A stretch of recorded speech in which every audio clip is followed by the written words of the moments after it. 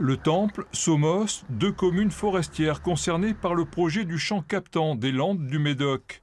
L'opération prévoit la création de plusieurs forages d'une profondeur de 400 mètres pour produire 10 millions de mètres cubes d'eau par an. Un sujet sensible chez les sylviculteurs. La position du syndicat des sylviculteurs est constante. Depuis le départ, nous sommes contre les champs captants du Médoc. Alors pourquoi est-ce qu'on est contre? Tout simplement parce qu'on considère aujourd'hui qu'on n'a pas suffisamment de garanties sur l'impact que ces champs captants vont avoir en matière forestière. Le pin maritime, on le sait, c'est une essence de lumière, c'est une essence qui a besoin également de beaucoup d'eau. Et évidemment, capter de l'eau au milieu de la forêt, ça doit avoir un impact.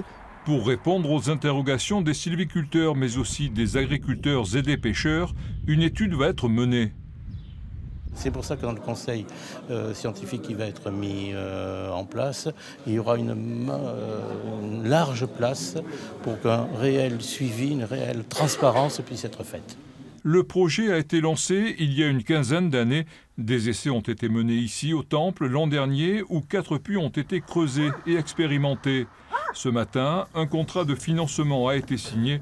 Coût de l'opération 60 millions d'euros, la moitié financée par l'agence de l'eau, le reste par la métropole et le département.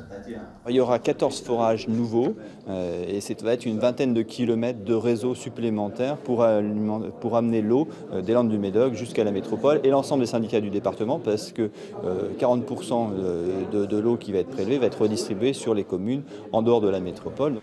Le dispositif permettra de soulager le réservoir actuel d'eau potable de la Gironde. Sa mise en service est prévue en 2024.